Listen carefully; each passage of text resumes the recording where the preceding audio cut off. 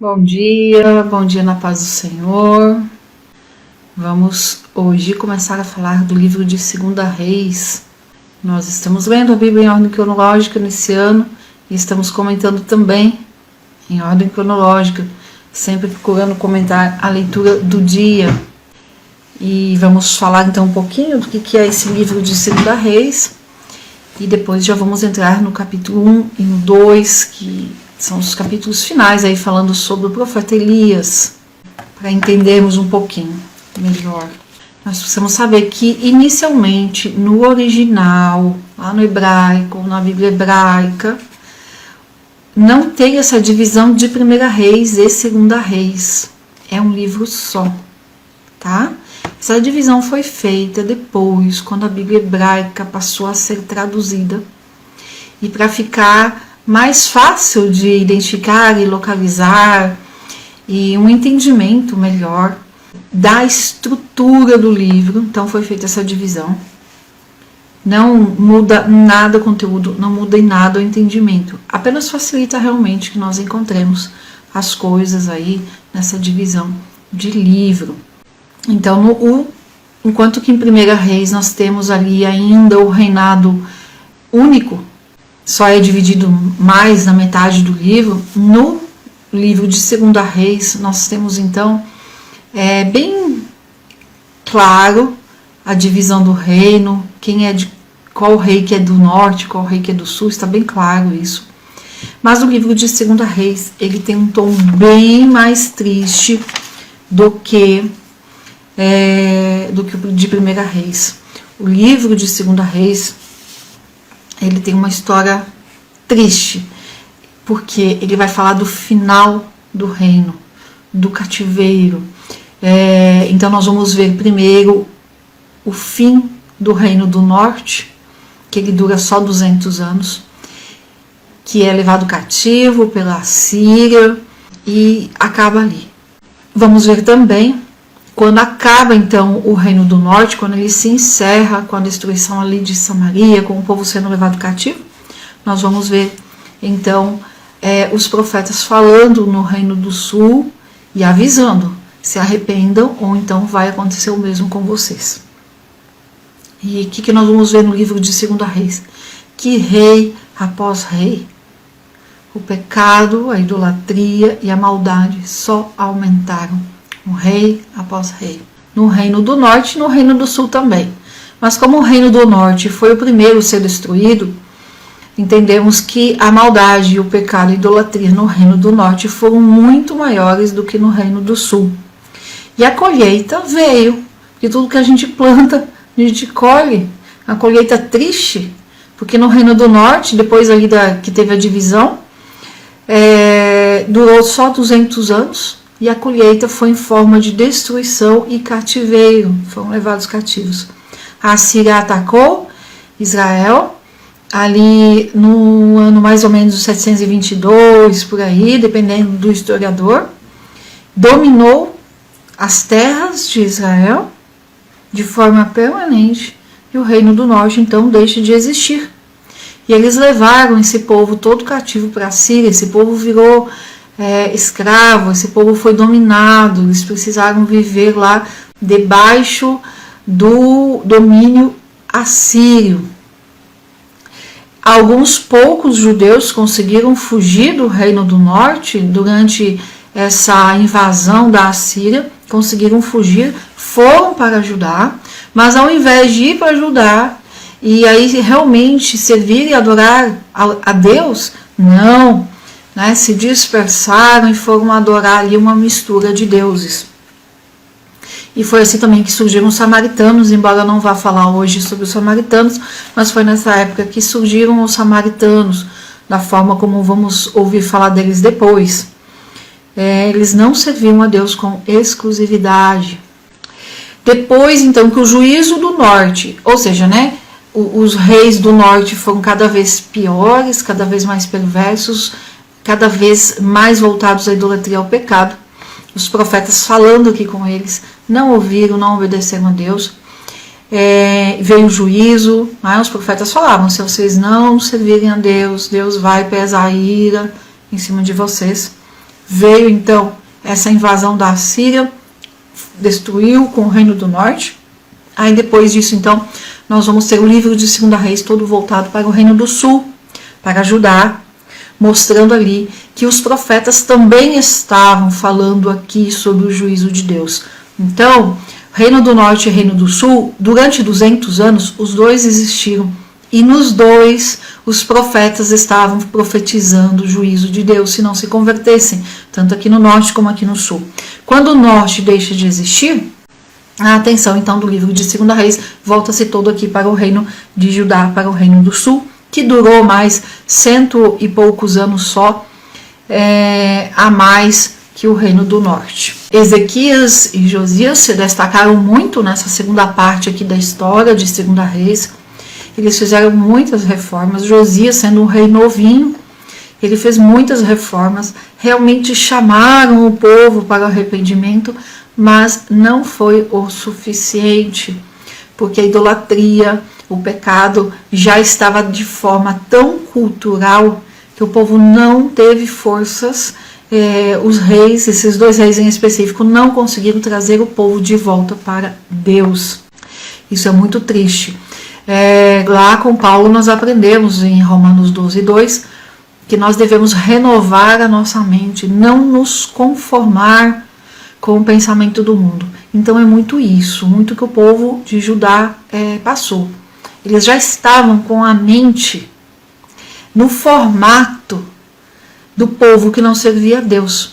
Quando Paulo fala em Romanos 12:2, não vos conformeis, esse conformar, nós temos muito conceito de conformar, de se conformar, ou seja, fique quieto, aceite. Só que o conformar não é exatamente uma aceitação, mas o conformar tem a ver com se colocar dentro de uma forma, conforma, ou seja, naquela forma, naquele formato. E quando fala de mente, de pensamento, está nos falando sobre ter a nossa mente no formato que o mundo pensa, no formato que o mundo defende. E Paulo fala exatamente contra isso, não vos conformeis, ou seja, não deixe a vossa mente ficar naquele formato. Renove a vossa mente todos os dias. Então todo dia a gente precisa fazer aquele filtro e verificar se o que nós estamos pensando, se o que nós estamos ruminando aqui na nossa mente está de acordo com a mente de Cristo ou com o formato do mundo. E somente quando nós temos a nossa mente renovada por Cristo é que nós vamos experimentar a boa, agradável e perfeita vontade do Senhor. Porque Romanos 12:2 é muito claro. Muita gente quer experimentar a vontade do Senhor, muita gente quer estar na vontade do Senhor e muitas vezes não consegue. E não sabe por quê. O segredo é a mente. Porque o versículo ali fala que com a mente renovada é que nós vamos experimentar a perfeita, boa e agradável vontade do Senhor. E aqui então, em 2 Reis, nós vamos ver que o povo não tinha essa mente de adorar a Deus, de servir somente a Deus. E todo o trabalho de Ezequias e Josias, e nós vamos ver mais aí na segunda parte do livro de 2 Reis, que foi realmente muito forte. Josias, ele realmente se dedicou a tentar trazer o povo de volta para o arrependimento e não conseguiu, não teve sucesso, porque a mente do povo ali já estava muito cauterizada naquele pensamento de idolatria. E aí, no ano de 586, então, 100 e poucos anos só depois do Reino do Norte ser destruído, Judá também é destruída então. O Reino do Norte dura 200 anos e o Reino do Sul dura aí 330 e poucos anos.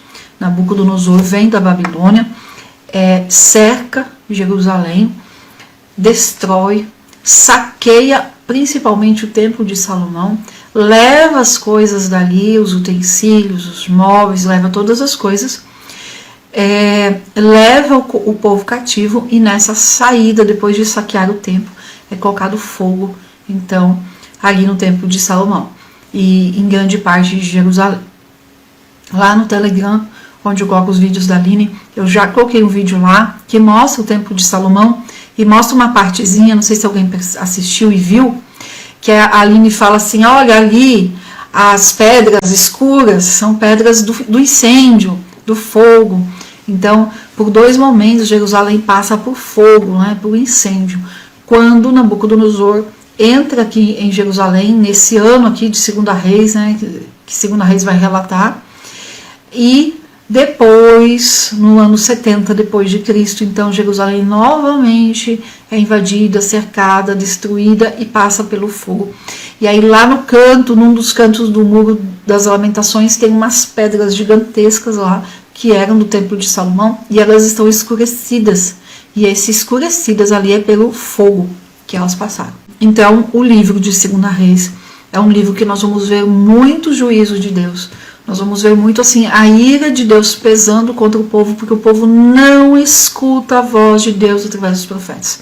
Então é um livro de dor, é um livro triste, mas ele é principalmente de dor e tristeza para o que é chamado pela própria Bíblia de remanescente fiel. Os judeus fiéis e os profetas que profetizaram nesse tempo sofreram muito, não só fisicamente, com perseguição, com cadeia, com prisão, com fome, mas sofreram muito também de forma emocional, porque eles viam Deus falando com o povo dizendo, ó, vem juízo, vocês vão pagar por isso, e o povo não querendo se arrepender. A dor emocional não tem remédio que tire, que diminua, que aplaque. Somente Deus pode cuidar da dor emocional. Então, o livro de Segunda Reis, nós vamos pensar assim, lê com cuidado, tem muitos reis que repetem o nome, né? Nomes repetidos ali. Nós vamos ver que nós temos Acasias no Reino do Norte, nós temos Acasias no Reino do Sul, com uma diferença de tempo de só aí uns cerca de 8, 10 anos. Nós vamos ler textos paralelos falando de rei Acasias, mas quando a gente vai ver não é o mesmo rei, um é do norte e outro é do sul.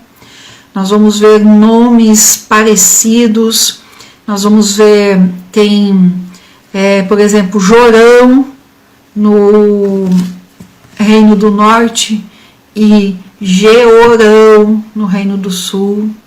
Quando Jorão, no Reino do Norte, começa a ser rei, né? Jorão e Jeorão, eles são reis ali no mesmo período, com uma diferença só de 1 ano. Então nós vamos precisar cuidar bastante da leitura para entender, embora de forma prática, numa teologia bem prática. A gente não precisa saber de tudo isso com detalhes, a gente não precisa saber de forma a não se confundir com os reis. Não, a gente precisa entender que Deus exige obediência total e não parcial. Que Deus quer exclusividade na nossa adoração. Nós precisamos ver que tudo que a gente faz tem consequências, seja bom, seja mal. É isso que nós vamos aprender no livro de Segunda Reis. E também nós vamos ver um pouquinho que hoje, né, tudo que acontece hoje em Israel tem reflexo daqui. Nós vamos ver que muita coisa, muitas profecias daqui, algumas coisas se cumpriram, outras coisas são escatológicas e estão para se cumprir. Algumas poucas coisas de profecia para o futuro, no caso aqui, que não aconteceram ainda de forma histórica, estão acontecendo agora, nesses últimos tempos, nesses últimos anos que nós estamos vivendo. E tudo isso é muito interessante de nós lermos e vermos aqui em Segunda Reis. Então vamos para frente, vamos lá para o capítulo 1. Nós vamos com Segunda Reis, gente, por um longo período. Por quê?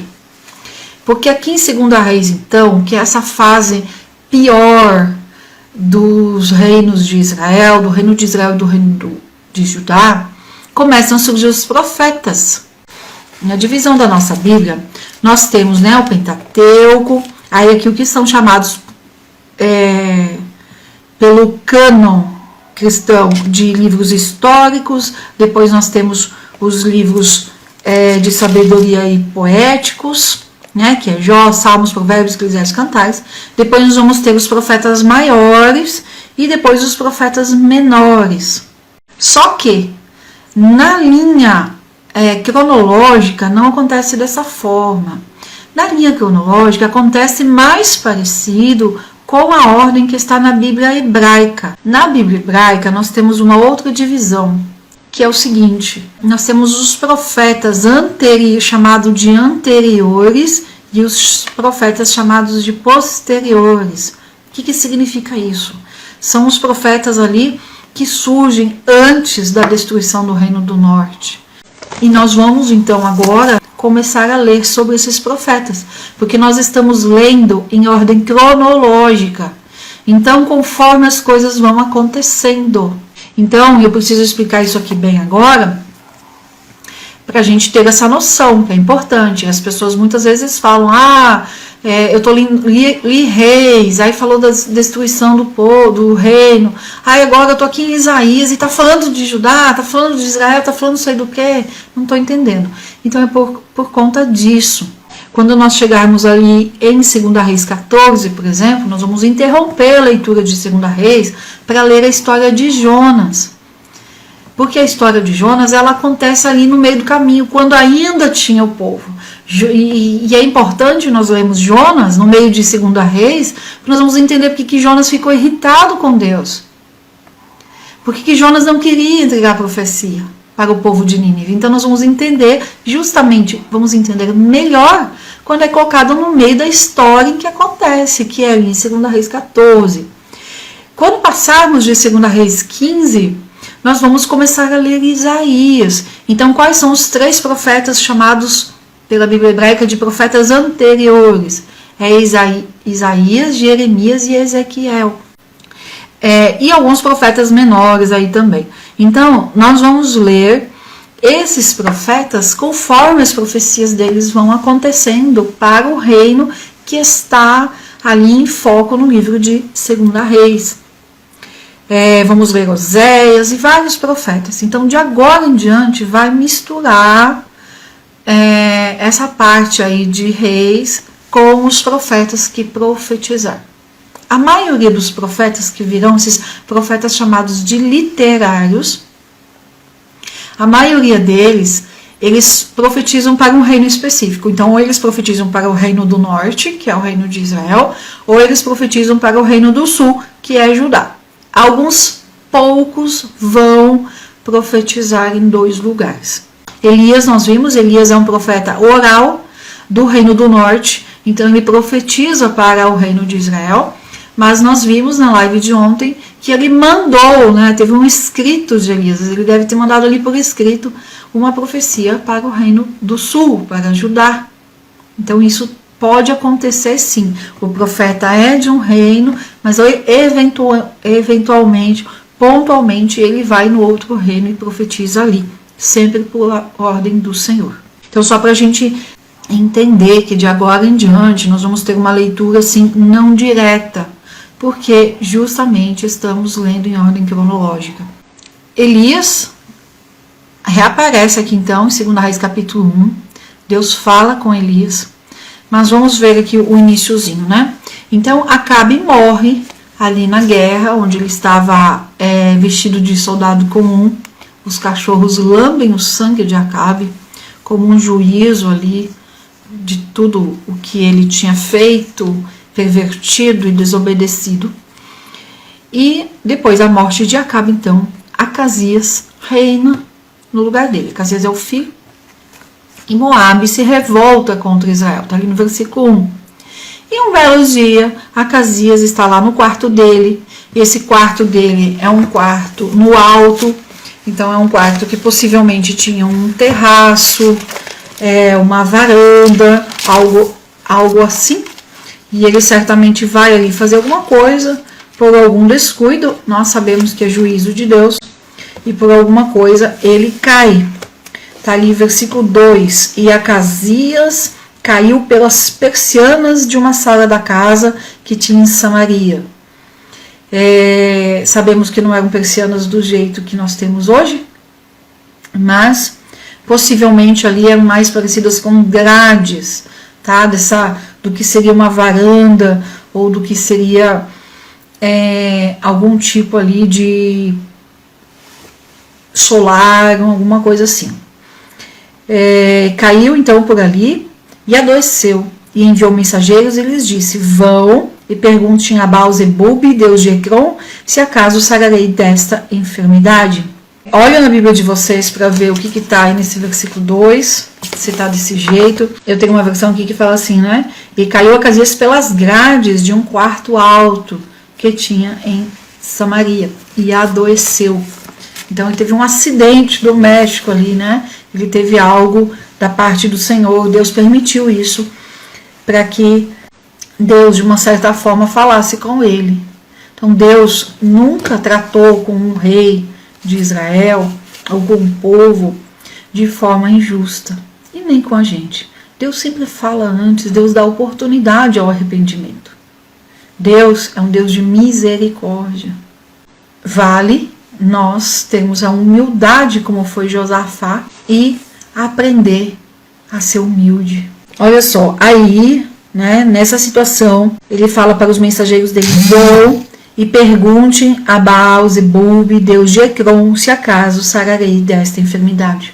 Era um rei de Israel, devia minimamente mandar orar ao Senhor. Não, mas ele manda consultar o Deus de Ecrom, rejeitando ali totalmente qualquer possibilidade de falar com o Senhor. Então o anjo do Senhor falou com Elias, o tisbita, que estava quietinho aqui, não tinha aparecido ainda, dizendo: levanta-te e sobe para te encontrares com os mensageiros do rei de Samaria. Elias dirás: não há Deus em Israel, de modo que vós tendes ido consultar Baal-zebub, Deus de Ecrom? Acasias, né? Ele rejeita totalmente, nega totalmente a Deus. Mas Deus levanta ali Elias para falar com ele. E Elias vai, então, levanta, né, para falar com o profeta. Deus falou, né, para falar com Acasias: levanta-te e sobe para te encontrares. Aí, portanto, assim diz o Senhor: do leito em que subistes não descerás, antes certamente morrerás. E Elias então se foi. Deus deu uma mensagem para Elias do que ele tinha de falar com o rei, juízo de morte. Elias levantou então e foi. Quando os mensageiros voltaram para o rei, ele lhes disse: por que, pois, voltastes? E eles lhe responderam: encontramos um varão, encontramos um homem que nos disse: ide, voltai para o rei que vos enviou, e lhe dizei: assim diz o Senhor, não há Deus em Israel para que tu envies a consultar a Baal-zebub? Aí o versículo 7. Então ele lhes disse: que aspecto tinha aquele homem que encontrastes e vos disse tais palavras? E eles lhe responderam: um homem peludo, e rodeava os seus ombros um cinto de couro. Então ele disse: é Elias, o tisbita. Então vamos trazer algo aqui bem para nós, bem prático. Acasias conhecia, de ouvir falar pelo menos, sobre Elias, porque Acasias era filho de Acabe, e Acabe tinha tido ali muito trabalho, tinha sido muito rejeitado por Deus através de Elias. Então Acasias sabia quem era Elias, sabia que era o profeta. E a pergunta que eu trago assim para nós, né, para minha reflexão: será como é que eu sou conhecida? Como é que as pessoas, se alguém for me descrever, vai me descrever como? Elias aqui, ele é descrito exatamente da mesma forma que João Batista, né? Vestindo ali peles de couro, com vestes, né, de pelos ali, com um cinto de couro, exatamente igual João Batista, lá em Mateus. Mas o rei, só de ouvir a descrição do profeta, ele sabia quem era, e ele falou: é Elias. Então, assim, vale nós nos perguntarmos: quando alguém vai me descrever, como é que me descreve? Será que essa descrição que me dão e me identifica como serva do Senhor? E ainda mais fundo, né? Eu gosto de fazer perguntas para mim mesma, porque as perguntas me fazem pensar. Não só se outras pessoas fossem me descrever, mas se a minha filha for descrever, alguém perguntar como é a mamãe, o que será que ela vai falar da mamãe? Porque criança fala com pureza. Se perguntarem para o meu marido, dependendo de quem perguntar, ele vai filtrar. Ele vai cuidar na fala, ele vai cuidar com o que ele vai falar de mim. Por muitos motivos ele vai cuidar. Raramente vai falar exatamente o que eu sou dentro de casa. Mas a minha filha, na sua pureza, na sua inocência, ela vai falar exatamente o que é ou como é uma mãe. E aí lembrando que nós devemos imitar a Cristo, sermos como Cristo, termos a mente de Cristo, imitarmos a Jesus em tudo. Lembrando que lá em Mateus 5,16 nós lemos que a luz que brilha em nós deve iluminar os outros e que os outros, ao nos verem, devem glorificar a Deus. Será que nós estamos nesse nível do profeta Elias? Vamos ver aqui Mateus 5,16, já é um versículo que vocês escutam eu falando bastante, mas vale, né? Nós lemos. Olha só, assim resplandeça a vossa luz diante dos homens, para que vejam as vossas boas obras. Então os homens, as pessoas do mundo, olham para nós e veem as nossas boas obras. Eles olham para nós e veem o nosso testemunho de vida, o nosso comportamento. E ao ver, né, e vendo as vossas boas obras, glorifiquem o vosso Pai que estás nos céus. Então, será que o meu estilo de vida hoje, ele faz com que as pessoas, principalmente as pessoas que vivem comigo, glorifiquem a Deus? Olha Elias. Olha o que acontece aqui com Elias. Do rei ouvir a descrição da roupa de Elias. Tudo bem, Janaína era muito característico, era inconfundível. Tudo bem, mas só de ouvir a roupa, o rei já reconheceu que era Elias. Acasias então ouve ali a fala de Elias, né, o recado, e ele fala, né, esse é o Elias, então, né, ouvi que estava vestido ali com roupa de couro, roupa de pelo e tal. E aí o que o rei fez?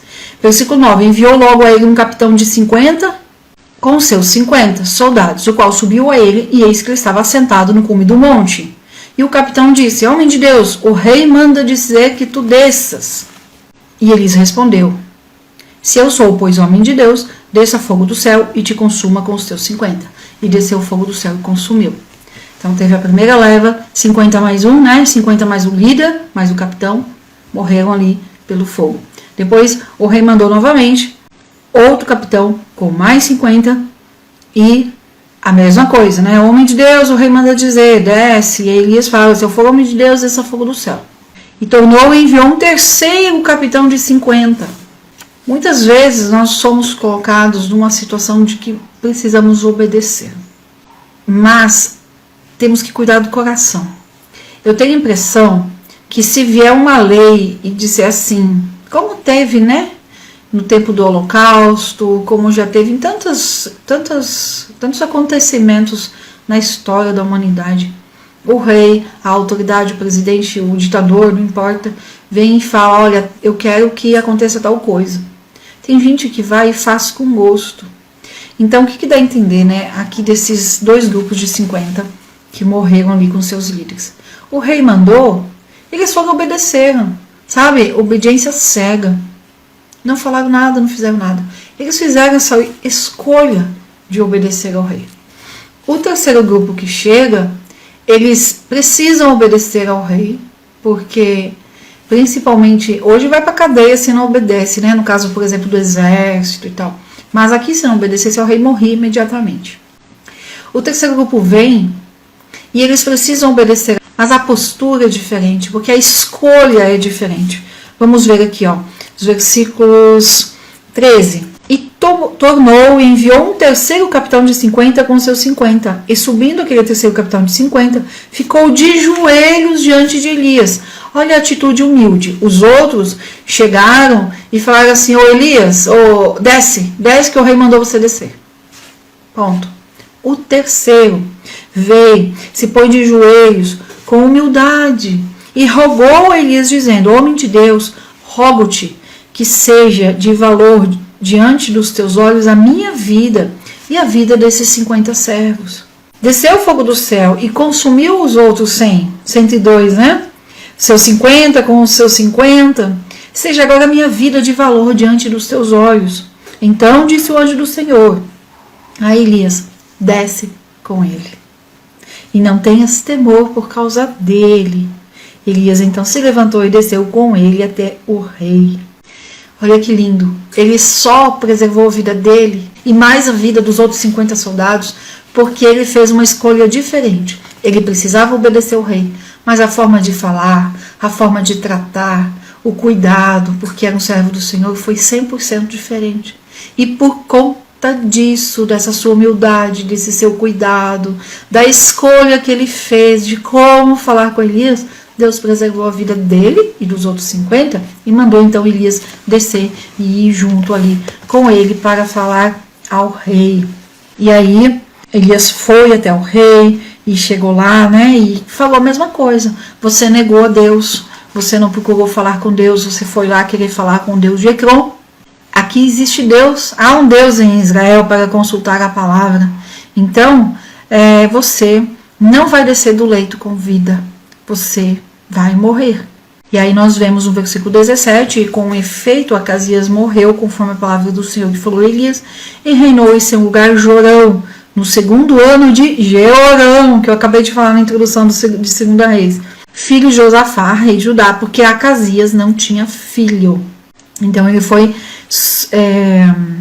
sucedido, né, substituído por um irmão mais novo. E outros atos de Acasias não estão porventura escritos no livro das crônicas dos reis de Israel?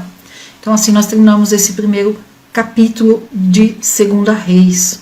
Deu para entender a diferença, né? A pessoa que está numa situação de que ela precisa obedecer à autoridade, mas a forma dela obedecer é 100% diferente, e isso mostra o coração da pessoa, mostra o caráter da pessoa. Será que os outros chegaram ali com arrogância? Eu estou aqui em nome do rei. O rei mandou descer, desce, obedece. E esse terceiro que chegou com humildade e falou: olha, minha vida tem valor. Olha para a minha vida com valor. E preservou a própria vida. E mais a de 50. Então, cuidado que nós temos que ter com escolhas. Muitas vezes nós dizemos: já que tem que fazer, deixa eu fazer. E fazemos com má vontade. Só por obedecer. Cuidar bastante essa questão, né? De só por fazer, já que tem que fazer, vamos fazer. Ou então, fazer aquilo que a gente sabe que não está certo, mas como foi mandado fazer, nós vamos e fazemos ali com gosto. Mostrando o coração, mostrando ali, né, o caráter. O capítulo 2 é um capítulo bem conhecido. Então, capítulo 2 é o capítulo onde Elias é arrebatado. Do versículo 1 ao 8, nós temos Elias se despedindo. Do 9 ao 12, somente 3 versículos falando do arrebatamento. Do 13 ao 18, a confirmação de Eliseu como profeta. E do 19 ao 25, a cura das águas em Jericó. Lembrando que Elias pediu para morrer. Lembram? Lá em 1 Reis 19, 4. E é justamente a passagem que eu acabei atrasando os comentários, porque fiquei mais tempo ali, porque entendi que era importante. Então Elias pediu para morrer e Deus disse não, né? Deus não deu o que Elias pediu. Quantas vezes que nós oramos e pedimos algo para o Senhor e Deus não dá. Depois a gente descobre que o que Deus tinha para nós era muito melhor. Elias pediu para morrer. Deus sequer, né, deu atenção para esse pedido.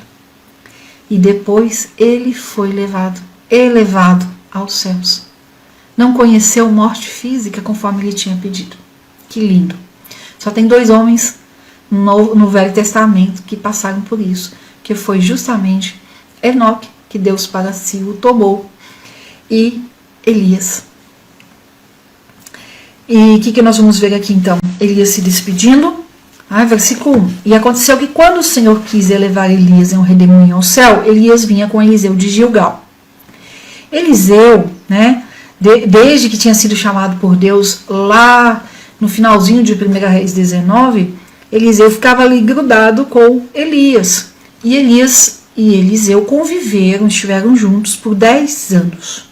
E essa Gilgal aqui não é a Gilgal que é mais conhecida na Bíblia, que é lá perto de Jericó. Não, essa aqui é outra que fica ali exatamente na região de Samaria, no Reino do Norte. E disse Elias a Eliseu: rogo-te que fiques aqui, porque o Senhor me enviou a Betel. Mas Eliseu lhe respondeu: tão certo quanto o Senhor vive, a tua alma vive, que não te deixarei. Deus já tinha falado, a Bíblia não fala, a Bíblia não dá esse detalhe de como Deus tinha falado que ia levar Elias. Então Eliseu já sabia, Elias já sabia que estava chegando o momento disso acontecer. E Eliseu, muito inteligente, ali com visão espiritual, falou: não, eu não vou ficar longe não, eu quero ver esse negócio. E o 3, e saindo Eliseu, os filhos dos profetas que estavam em Betel disseram-lhe: acaso não sabes que hoje mesmo o Senhor vai tirar o teu Senhor por sobre a tua cabeça? E ele disse assim: eu sei, calai-vos.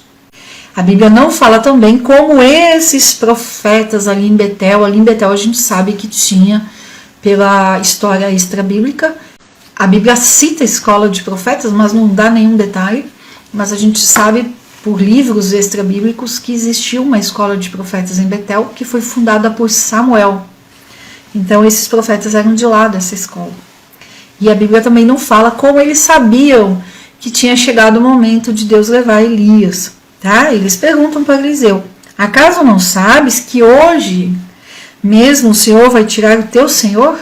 E aí Eliseu fala: sim, eu sei, fiquem quietos. Ou seja, nós não sabemos como vai ser, fica quieto. E Elias voltou a dizer a Eliseu: Eliseu, fica aqui agora, porque o Senhor me enviou a Jericó. E ele disse: tão certo quanto o Senhor vive, a tua alma vive, que não te deixarei. Eliseu não ia desgrudar de Elias. Vieram, pois, a Jericó. E se achegaram a Eliseu os filhos dos profetas que estavam em Jericó, e lhe disseram: acaso sabes que hoje mesmo o Senhor vai tirar o teu Senhor? Ou seja, a profecia de que Deus levaria Elias naquele dia já tinha se tornado pública ali, né? Todo mundo já estava sabendo, os profetas, as pessoas envolvidas ali. Aí o versículo 6, e Elias lhe disse: rogo-te que fiques aqui, porque o Senhor me enviou o Jordão. E ele disse: assim como o Senhor vive, e a tua alma vive, que não te deixarei. E se foram, pois, os dois. E vieram 50 homens dos filhos dos profetas, e pararam em frente deles ao longe, e os dois pararam junto ao Jordão. E tomando então Elias a sua capa, dobrou-a e feriu as águas, as quais se dividiram de um lado ao outro, e passaram ambos em seco. Pelo poder de Deus, obviamente. E aconteceu que, tendo eles parado, Elias disse a Eliseu: pede o que queres que te faça a ti, antes que eu seja arrebatado de ti. E disse Eliseu: rogo-te que uma porção dobrada de teu espírito seja sobre mim. É uma porção dobrada do Espírito Santo de Deus. Ele disse: coisa difícil pediste. Se me vires quando eu for tirado de ti, assim te será feito. Mas se você não me ver sendo arrebatado, então você não vai receber essa porção dobrada. E aí, me respondo, que eu estou até animado para ver a resposta. Como é que Elias foi arrebatado? Todo mundo sabe essa história. Está aí, versículos 11 e 12. Vamos ler a Bíblia, gente. Vamos ler a Bíblia e vamos ver. Versículo 11. Todo mundo com a Bíblia aberta? Leia e compare com a sua Bíblia, tá bom? E aconteceu que indo eles falando, ou seja, Elias e Eliseu ali falando, eis que um carro de fogo, com cavalos de fogo, apartou um do outro. E Elias subiu ao céu em um redemoinho. E aí, gente, ele subiu ao céu no quê? Olha na Bíblia de vocês, versículo 11. Vou ler aqui na outra versão. E sucedeu que, indo eles andando e falando, eis que um carro de fogo com cavalos de fogo os separou um do outro, e Elias subiu ao céu num redemoinho. O carro de fogo apartou, separou. Então Elias e Eliseu estavam andando aqui, o carro de fogo veio e fez o quê? Passou no meio, de forma a apartar, a separar os dois. Deixar uma distância maior entre os dois. Num redemoinho. O que eu estou chamando a atenção para isso? Por esse cuidado.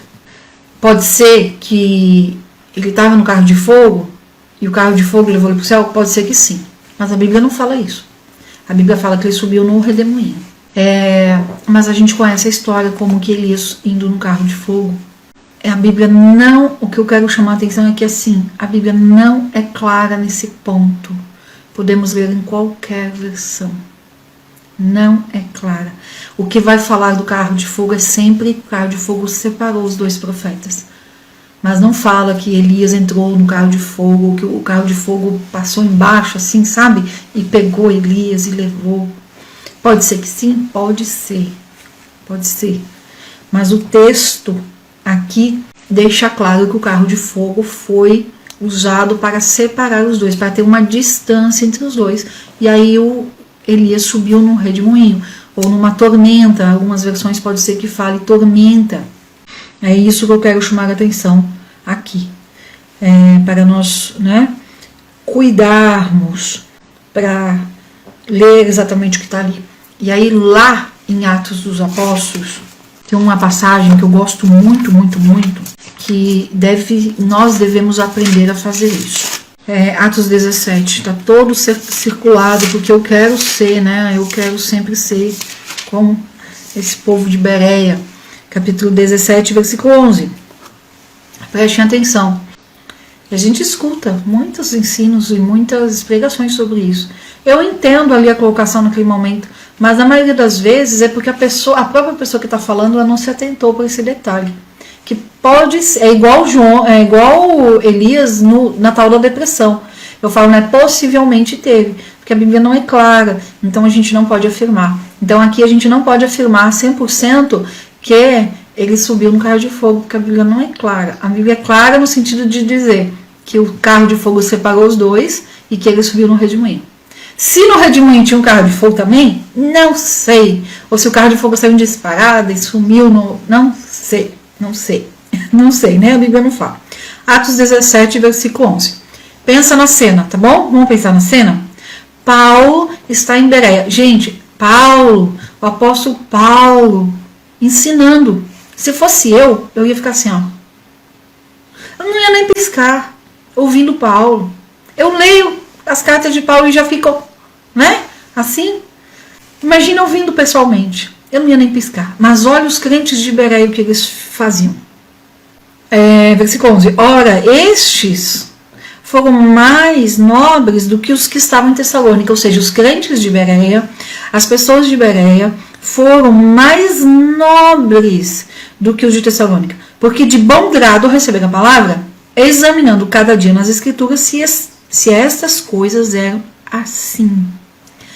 Então o apóstolo Paulo falando, explicando, ensinando, e os crentes de Bereia pegavam as Escrituras, que não era a Bíblia fácil assim não, eram rolos, pegavam as Escrituras, iam lá ler e conferir se Paulo estava falando realmente o que estava escrito.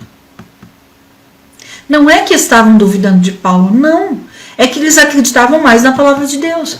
Então, é a mesma coisa que eu falo, né? Que eu quero ser assim, e é o que eu falo para vocês também aprenderem com esses crentes de Bereia.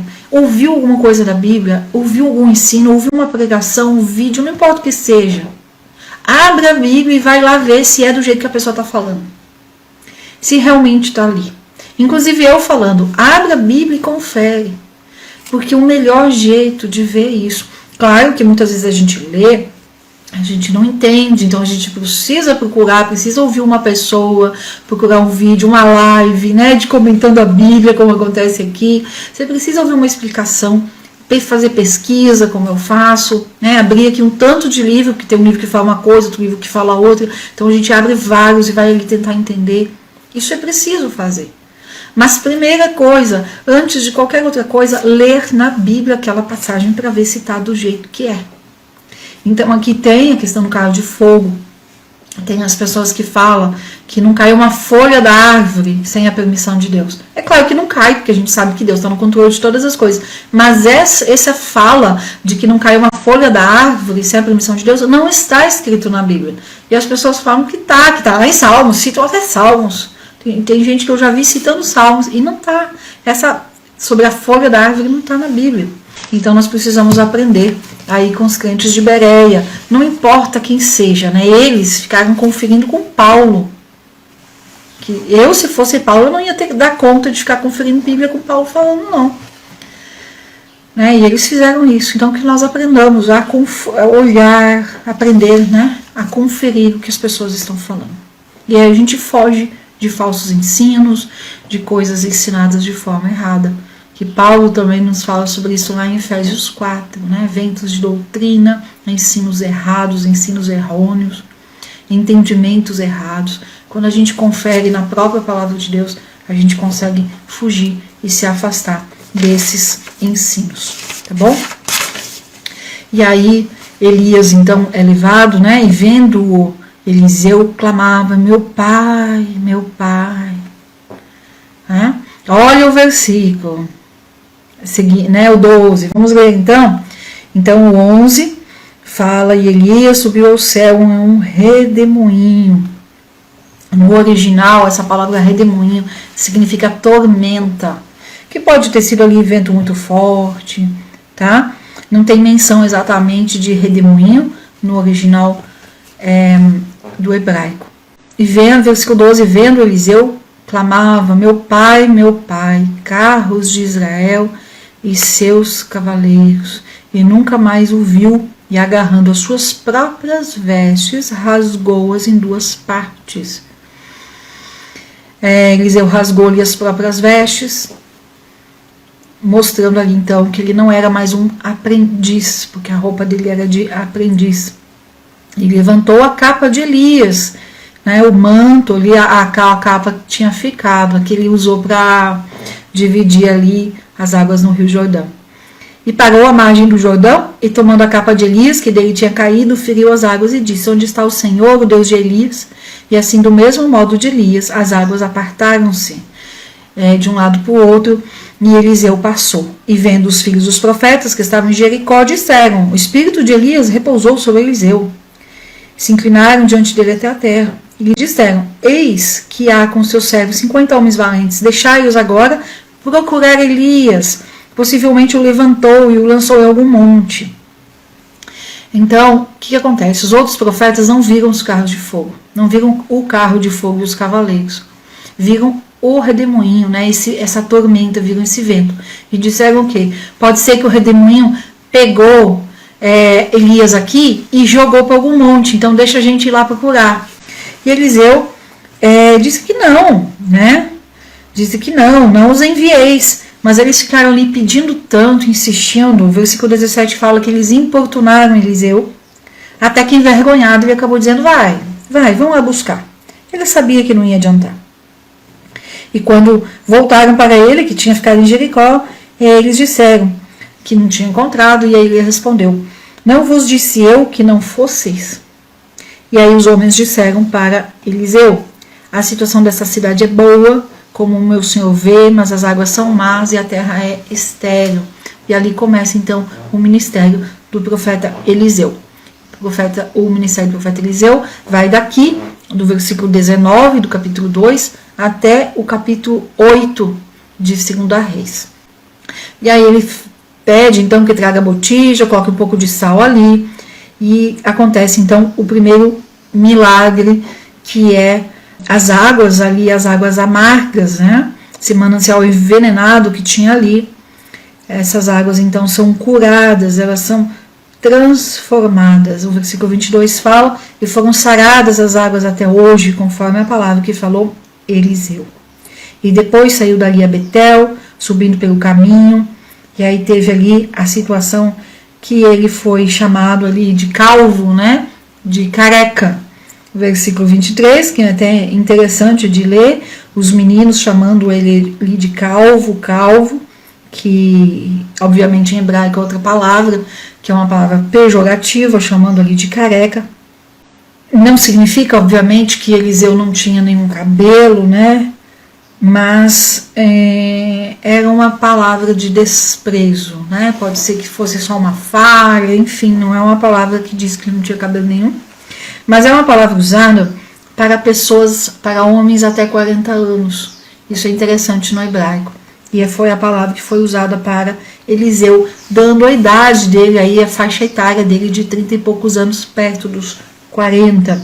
E aí, olhando para trás, os amaldiçoou, né? E saíram 2 ursas e atacaram ali, então, despedaçaram esses 42 meninos. Dali ele foi para o Monte Carmelo e depois voltou para Samaria. E aí entra no capítulo 3, que eu quero chamar a atenção aqui ainda, 2 minutinhos aqui, sobre a questão de Elias e Eliseu. Nós já falamos bastante sobre Elias. O que eu quero chamar a atenção é de Eliseu. Nós vemos lá com Salomão que Deus fala, né? Pede o que você quiser. E Salomão pediu sabedoria. Deus, obviamente, deu sabedoria e deu também riquezas e honra e muitas coisas. E aqui, Elias fala para Eliseu, pede o que você quiser. Elias disse a Eliseu, versículo 9, pede o que queres que te faça a ti, antes que eu seja arrebatado. E Eliseu pediu porção dobrada. Então, é interessante que as orações, tanto de Salomão, como aqui de Eliseu e a de Josafá, que nós já vimos ontem, são orações muito coerentes. São orações coerentes com o chamado da pessoa, com a vida da pessoa. Muitas vezes nós pedimos coisas que não são coerentes com a nossa vida ou com o nosso chamado, e Deus não dá, porque Deus tem um plano individual para cada um de nós. Então, olha Eliseu, ele pede porção dobrada do Espírito Santo, porque ele sabia que o chamado dele era o quê? Era profeta. Então ele precisava daquilo.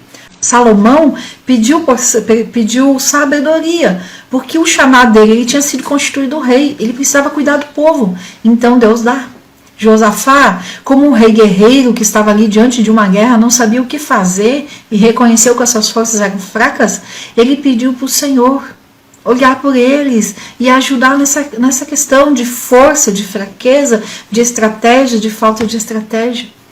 Aqui Eliseu, então, voltando aqui para a 2 Reis, pede porção dobrada. Então que nós possamos aprender com Eliseu, muito mais aqui do que a questão do carro de fogo, do redemoinho, muito mais que isso, mas aprender com Eliseu a pedir coisas que são coerentes com o nosso chamado. Quando nós chegarmos diante de Cristo na eternidade, não é o chamado do outro, não é o que foi feito, não é o que nós deixamos de fazer, não, é o que você fez com o seu chamado. Você atendeu? Você cumpriu? Então, vamos orar e vamos pedir o que nós estamos precisando para cumprir com o nosso chamado. Seja sabedoria para educar os meus filhos, seja sabedoria para construir um lar, para edificar um lar. O primeiro chamado da mulher é em relação à mulher casada, em relação ao seu marido e os filhos. A mulher solteira também em relação à casa dos seus pais. Então vamos pedir que Deus nos capacite, nos ajude e nos dê aquilo que nós precisamos para cumprir o seu chamado. Esse é o principal ponto que eu chamo aqui a atenção para 2 Reis 2. Amém? Vamos encerrando então. Que Deus abençoe o dia de vocês, que Deus recompense por esse tempo passado aqui.